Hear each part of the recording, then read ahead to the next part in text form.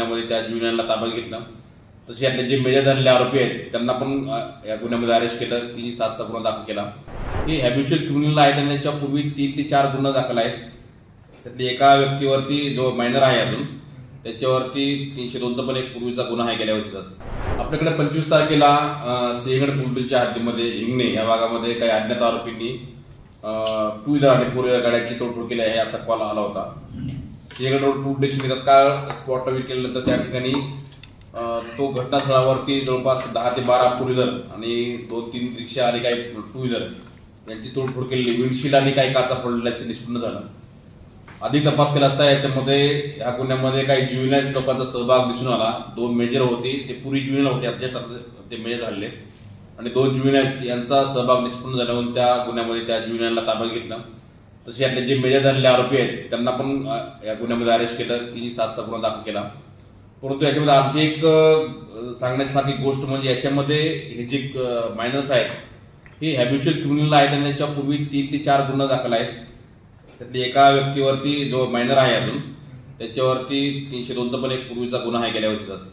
आणि हे या ज्युनियरचा फायदा घेऊन असे वारंवार प्रकार करत असे लक्षात आल्यावरून याच्यामध्ये पोलिसांनी डीप तपास केल्यानंतर याचे जे पालक आहेत पालकांनी सुद्धा यांच्या मुलावर काही कंट्रोल नाही असं दिसून येत होतं। म्हणून पालकांवर सुद्धा 75 JJ act junior justice act नुसार गुन्हा दाखल केलेला आहे। पालकांना पण आरोपी केलेला आहे।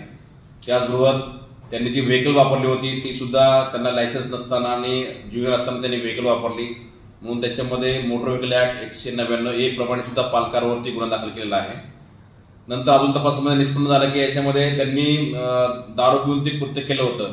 तर आम्ही बॅक ट्रेलने जात असताना याच्यामध्ये निष्पन्न झालं की नशा बार त्या ठिकाणी होता। त्या नशा बार म्हणून त्या जे ज्युनियर्स आहेत त्यांनी दारू विकत घेतली होती। त्याचे CCTV फुटेज वगैरे सगळं आपल्याकडे आहे।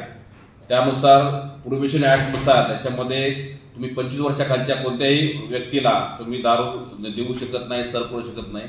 त्याचं त्या नशा बारने व्हायोलेशन केलं होतं म्हणून त्यांच्यावर सुद्धा आपण गुन्हा दाखल केलेला आहे। त्याच्यावरती 77 JJ ऍक्ट नुसार आणि प्रोहिबिशन ऍक्ट नुसार तो गुन्हा दाखल केला आहे। याच्यामध्ये त्याचा बारचा मालक आहे, बारचा मॅनेजर आणि जो वेंडर आहे वेटर त्याला सुद्धा याच्यात आरोपी केलेला आहे। आणि याच्यामध्ये कालच आपण ते सर्व बार सील केलेला आहे, बंद केलेला आहे।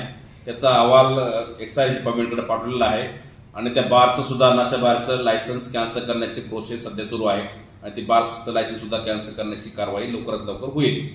सांगायचा मुद्दा एवढाच आहे की याच्यामध्ये जे ज्युनियरचे प्रमाण वाढत आहे त्याच्यामध्ये त्यांच्या पालकांनी किंवा जे असे वाईन शॉप असतील किंवा बार असतील त्यांनी कृपया करून ज्युनियरच्या अशा भानगडीत पडू नये। त्यांना कायद्याने 25 वर्षाखालील कोणत्याही व्यक्तीला लिकर सर्व करणे किंवा विकत देणे हे कायद्याने गुन्हा आहे। तर अशी एक केस आम्ही काल सिंहगड पोलीस स्टेशनला केलेली आहे। त्याच्यामध्ये बार ओनर, मालक, वेंडर त्यांना सुद्धा आरोपी केलेले आहे। ते बार पूर्ण सील केलेलं आहे। अशा प्रकारे ह्या गुन्ह्यातले सर्व आरोपी आपण अटक केलेले आहेत। ज्युनियर लोकांना पण ताब्यात घेऊन त्यांना न्यायमंडळाकडे बाल न्यायमंडळाकडे हजर केलेलं आहे आणि त्यांना सध्या त्या कस्टडीमध्ये आहेत। दुसरे जे गुन्हे ते आहेत मेजर जे आहेत त्यांच्यावरती 307चा गुन्हा दाखल करून ते PCR घेऊन ते सध्या पोलीस तपासामध्ये पुढे पोलीस स्टेशन सिंहगड यांच्या ताब्यात आहेत। अशा पद्धतीने ती घटना झाल्यानंतर आपण पोलिसांनी खूप क्विकली असे घेऊन याच्यामध्ये डीप जाऊन यातले जे मेन रूट आहे त्याच्यामध्ये बार ओनर असतील, मालक किंवा ज्यांचे पालक आहेत त्या सर्वांवरती गुन्हा करून ही कारवाई पूर्ण केलेली आहे। सोशल मीडियाच्या भाऊ गर्दीत विश्वासार्हतेने चकाकणारे नाव म्हणजे लेट्सअप मराठी। सगळ्यांना, सगळ्या नागरिकांना ती स्पीच, ती लेट्सअप वरील मुलाखती म्हणजे विचारांचा खजिना। त्यानंतरच्या निवडणुकीमध्ये मला सोडून गेले।